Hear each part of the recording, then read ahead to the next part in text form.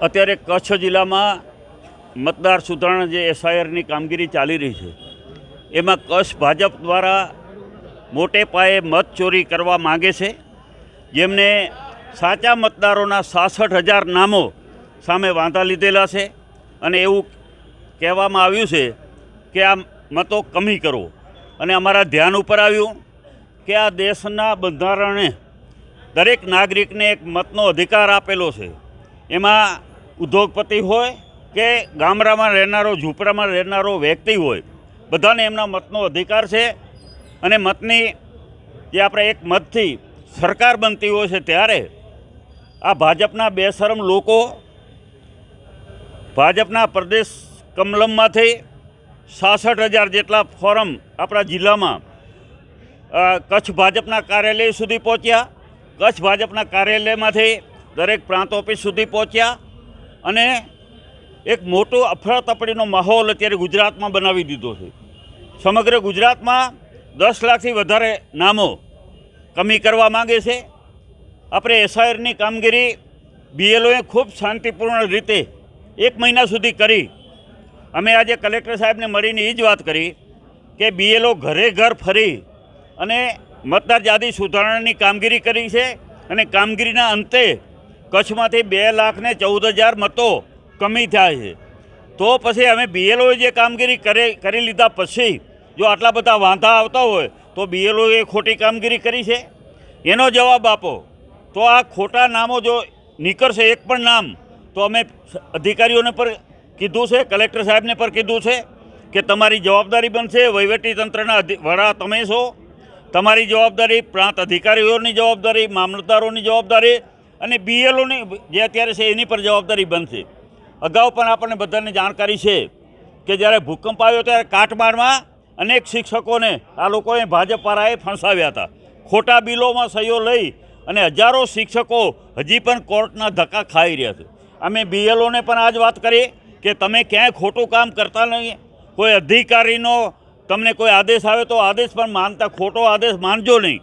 અને એક પણ જો સાચો વ્યક્તિનું નામ નીકળશે તો અમે આખા ગુજરાતમાં લડત ચલાવવાના છીએ. એટલે કલેક્ટરશ્રીને આજે અમે આ આંદોલન કરી. આજે આપણે ધરણાનો કાર્યક્રમ આખા ગુજરાતમાં રાખવામાં આવેલો હતો. આવનારા દિવસોમાં આનાથી પણ ઉગ્ર આંદોલન આખા ગુજરાતમાં થવાનું છે. ભાજપ જાણી ગઈ છે કે આ 2,14,000 જે મતો નીકળ્યા તો એ ખોટા મતો કરી અને એ મતદાન કરાવતા હતા.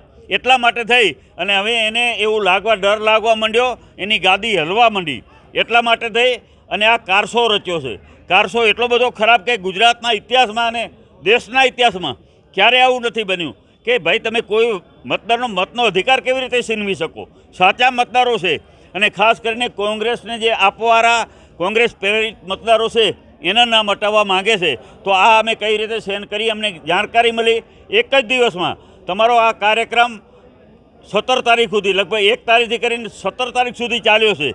ત્યાં સુધી સંખ્યા નથી આવ્યો, ત્યાં સુધી વાંધા નથી આવ્યા. અને માત્ર જ્યારે એક જ દિવસ બાકી રહ્યો, છેલ્લી 18 તારીખ હતી, 18/12, 17 તારીખના બધા વાંધા રજૂ થાય છે. અને આ 17 તારીખના વાંધાઓ આટલા બધા એક સાથે આપ્યા કોને, કઈ રીતે આવ્યા, પ્રાંત અધિકારીઓએ લીધા કેમ, આ પણ એક પ્રશ્ન થાય છે. અને દરેકમાં ખોટી સહીઓ, મોબાઈલ નંબર ખોટા છે, સહીઓ ખોટી છે. ક્યાંક તો ચૂંટાયેલા સરપંચ, તાલુકા પંચાયત કે જિલ્લા પંચાયત જે અત્યારે સભ્યો છે અત્યારે ચાલુમાં, એવા નામો સામે પણ વાંધા આવ્યા છે. તો આ કઈ રીતે સહન કરી શકીએ? કોઈ પણ નાગરિક સહન કરી શકે નહીં. અને અમે બધાને અપીલ કરીએ છીએ કે દરેક નાગરિક પોતપોતાના બીએલઓ પાસે ગામમાં પણ એનું ચકાસણી કરે કે ક્યાંય આપણું નામ કાઢી તો નથી મૂકવા માટે આવ્યા. આજ મોટી સંખ્યામાં ટૂંકા મેસેજમાં જ ઘણા બધા લોકો આવ્યા છે. આવનારા દિવસોમાં જરૂર પડશે તો આખા અમે કલેક્ટર કચેરીને ઘેરાવ કરીશું, આંદોલન કરીશું. અધિકારીઓને એની ઓફિસમાં બેસવા નહીં દઈએ. ધ્યાન રાખે અધિકારીઓ કે ઘણા અધિકારીઓ અત્યારે જેલમાં છે. તમારે જેલમાં ન જવું હોય તો ક્યાંય ખોટું કામ કરતા નહીં. અને ખોટું કામ કરશો તો તમારી પણ પરિસ્થિતિ આવી થશે. આ અમે ચેતવણી આપીને આવ્યા છીએ. એટલે દરેક અધિકારીઓ આની ખૂબ ગંભીરતાથી નોંધ લે. દરેક અત્યારે ફોરમ આવ્યા છે એ બીએલઓને આપે નહીં. અને પહેલી વાત અમારી એ છે કે તમે મતદારોને નોટિસ આપ્યા પહેલાં જેમને પર વાંધો લીધો છે એ વાંધેદારને બોલાવો કે ભાઈ તે કયા આધારે વાંધો લીધો છે, એ વાંધાનો પુરાવો આપ. તો જ એને બીજા નોટિસ આપજો, નહીં તો ત્યાં સુધી તમે નોટિસ પણ નહીં આપજો. અને હું તો એમ કહીશ કે જેને પણ વાંધા લીધા છે ખોટા, એની સામે ફોજદારી ફરિયાદ થવી જોઈએ. એ ગુનેગાર છે. આ દેશનું લોકશાહીને તોડવા માટેનું કામ કરી રહ્યા છે. તો લોકશાહી બચાવવી હશે તો આની સામે કાર્યવાહી કરવી પડશે.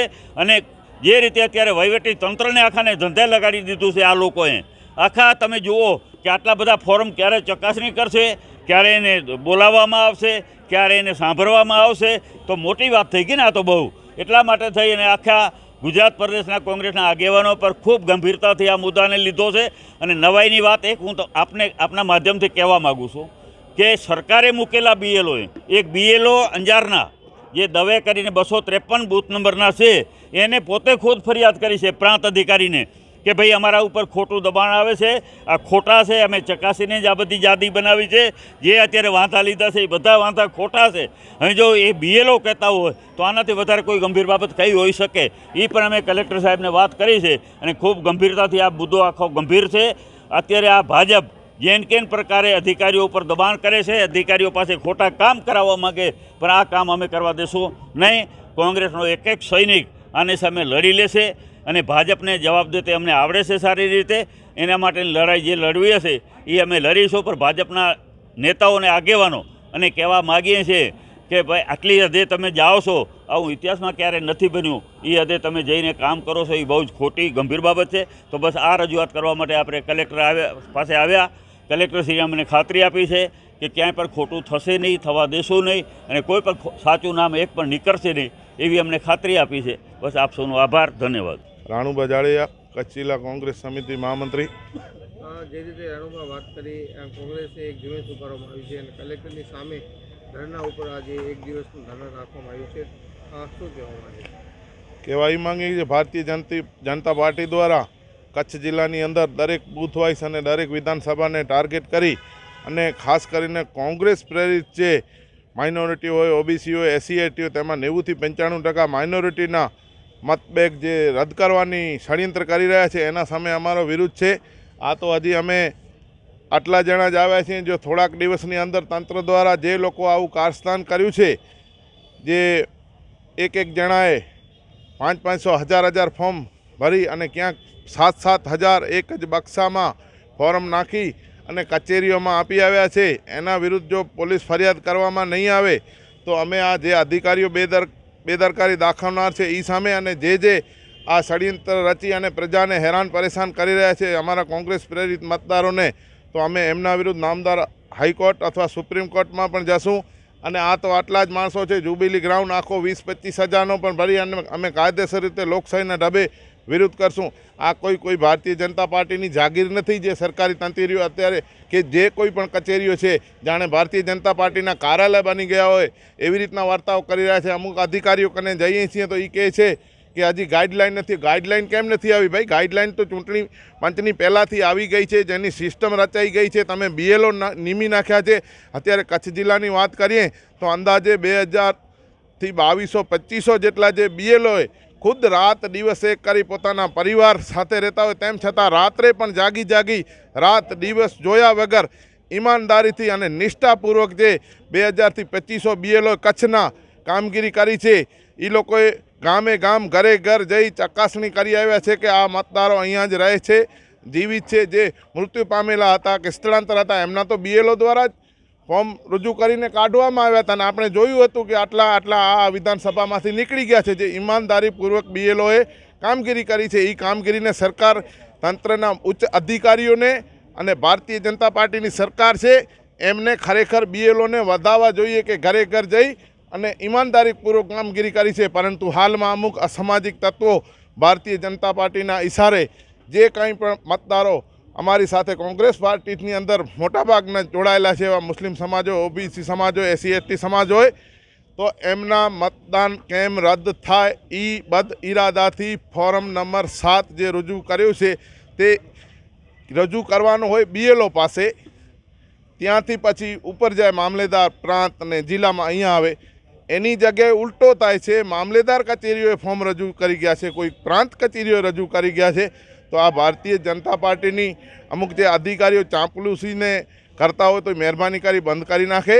કોંગ્રેસ પક્ષ ક્યારે પણ સહન નહીં કરે અને કચ્છ અને ભારત હંમેશા હિન્દુ મુસ્લિમ એકતાનો પ્રતીક રહ્યો છે અને કચ્છ જિલ્લો હંમેશા કોમી એકતાનો પ્રતીક રહ્યો છે.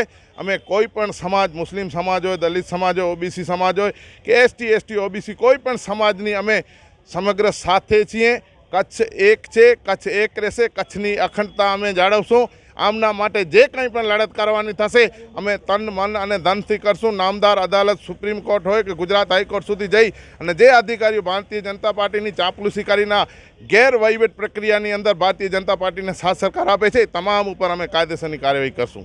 બાબુ, ખાસ તો વાત એ છે મુદ્દાની કે આજે બોક્સ જે ભરીને આવે છે કોણ દઈ જાય છે, કોણ મૂકી જાય છે, હજી એનો કોઈ અતો નથી. કોંગ્રેસે પણ એ દિશામાં કામ કરી છે, તો હવે એનું ખુલાસો ક્યારે લઈ આવે? અમે અધિકારીઓને એ જ કહીએ છીએ કે જે 7,000 ફોર્મ રજૂ કરી ગયા છે, 5,000, 10,000 જ્યાં ફોર્મ રજૂ કરી ગયા છે, તમારી પાસે એ અધિકારીઓ, પદાધિકારીઓ જે કોઈ આવ્યા હોય તેમના અમને લિસ્ટ આપો અને જાહેર કરો કે આ વ્યક્તિઓ અમને ફોર્મ આપી ગયા છે. અધિકારીઓ જાણતા હોવા છતાં કે 1, 2, 5 વ્યક્તિ કોઈ 5,000 ફોર્મ રજૂ ન કરી શકે, 7,000 ફોર્મ રજૂ ન કરી શકે એવો સ્પષ્ટ ચૂંટણી પંચની ગાઈડલાઇનની અંદર છે. એક વ્યક્તિ 5 ફોર્મ રજૂ કરી શકે તે ગાઈડલાઇન્સ, કાયદા કાનૂન જાણવા છતાં પણ આ અધિકારીઓ ભારતીય જનતા પાર્ટીથી જાણે દબાયેલા હોય, બીતા હોય, જ્યાં ચાંપલુસી કરવા માંગતા હોય એવી રીતના વર્તન કરી રહ્યા છે. તો કોંગ્રેસ પક્ષ છે, ભારતીય રાષ્ટ્રીય કોંગ્રેસ ક્યારે પણ એને સહન નહીં કરે. અમે યાદ રાખજો, અધિકારીઓને અમે કહીએ છીએ કે તમે આવું જો કૃત્યમાં અને ભારતીય સંવિધાનની વિરુદ્ધમાં તમે ગયા તો તમારે પર જેલના સળિયા પાછળ જવું પડશે. યાદ રાખજો, ભૂતકાળમાં પણ આવા અમુક અધિકારીઓ જેલોની અંદર ગયા છે, જે સરકારી તંત્ર અને મંત્રીઓનું કહેવું માન્યું છે એવા અધિકારીઓ જેલમાં ગયા છે. એ ભૂલવું ન જોઈએ. પ્રજા છે એ જ સર્વોપરી છે. તમને જે પ્રજાના ટેક્સના અને મજૂરીના કરતા માણસોનો મજૂરીનો અને પરસેવાનો જે ટેક્સનો પગાર મળે છે એનાથી તમે જીવો તો કે કમલમમાંથી કે ભારતીય જનતા પાર્ટીના કોઈ નેતાઓ તમને પગાર નથી પૂરું પાડતા, એ ધ્યાન રાખવું જોઈએ. અમે આ જિલ્લા સેવા સદન નહીં પણ કચ્છ કમલમ કાર્યાલય સામે જ આવેદનપત્ર આપવા આવ્યા છીએ. આ કમલમનું જ કાર્યાલય છે. તમામ વહીવટ સાથે મળી અને આ દેશની લોકશાહી ખત્મ કરવા માગે છે. જેમ અગાઉ આપે જાણ્યું કે રાહુલ ગાંધીએ કહ્યું કે વોટ ચોરી થાય છે, એ વોટ ચોરી તો પહેલાં પેટીઓથી થતી હતી અને મતદાન પેટીઓથી જ્યારે વોટ ચોરી રાહુલ ગાંધીજી અટકાવી ત્યારે આ ભારતના જે બંધારણને ખતરો પહોંચાડે એવી નીતિ આ ભાજપવાળે અપનાવી છે. તમામે તમામ વિધાનસભાઓમાંથી 20-20 હજાર મતદાન ઘટાડી અને બધી વિધાનસભાઓ પુનઃ હાંસિલ કરવા માટેનું આ એક ષડયંત્ર છે. અને આ ભારત દેશનો અખંડ બંધારણમાં લઘુમતી અને દલિત જ્ઞાતિ અને ઓબીસી વર્ગના જ મતદાનોને રદ કરવા અને ભારતની અખંડિતતાને નુકસાન પહોંચાડવાનું જો પ્રથમ કાર્ય જો કર્યું તો આ ભાજપની સરકારે કર્યું છે. આ સરકાર એક એવું હિટલરશાહી સાબિત કરવા માગે છે કે અમે જે ધારીએ તે કરી શકીએ. મતદાન પેટીઓમાં ન પહોંચ્યા, જ્યારે એમનો વર્ગ સ્થળાંતર કરીને બહાર નીકળી ગયો, ખોટા મતદાનો હમણાં દરેક વિધાનસભામાંથી નીકળી ગયા, ત્યારે આ કૃત્ય આ કચ્છના કલેક્ટર કચેરી અને ભાજપના કમલમ દ્વારા થઈ રહ્યું છે. અને કચ્છના કલેક્ટર એમ કહે છે કે અમે સક્ષમ અધિકારીઓ મૂકી અને આ બીએલઓને ફોર્મ નહીં પહોંચાડી. ત્યારે તમારે એ કહેવું છે કે પહેલાં સક્ષમ અધિકારી હતા જ નહીં, બીએલઓ બધા 2200 ડુપ્લિકેટ હતા કે જે લોકોએ મતદાર યાદી બનાવી છે એને તમે ચેલેન્જ કરવા માટે નીકળ્યા છો. અને 3200 વિચાર કરો, 3200 ને 3500 અને 7-7 હજાર ફોર્મ એક કચેરીમાંથી 7 નંબરના નીકળે તો એ લેવા માટે કોણ ગયું? કલેક્ટરે ધ્યાન નહીં રાખ્યું હોય, એ સીસીટીવી કલેક્ટર પાસે નહીં હોય. પણ આ કચેરીઓ ગેરરીતિઓથી ભરેલી, ભ્રષ્ટાચારથી ભરેલી અને જેમ 4 કલેક્ટરો જેલમાં છે, આવો જેલનો ડર આ કલેક્ટરને પણ ભાજપવાળા અપાવી રહ્યા છે કે તમે જો આ ગરીબોના મતો નહીં છીનવો, આ લઘુમતી અને દલિતોના મતો તમે રદ નહીં કરો તો તમને પણ અમે જેલ કરાવશું. આવા ખોટા કામો આ કલેક્ટરો પાસેથી સરકારે કરાવી અને એના પદાધિકારીઓ આવા ફોર્મ જથ્થાબંધી આપી ગયા છે. એટલે મારે આ કલેક્ટર કચેરીને ખાસ આપના માધ્યમથી વિનંતી છે કે હવે શર્મ કરો. આવનારા દિવસોમાં તમારે પર જેલના સળિયા ન ગણવા પડે.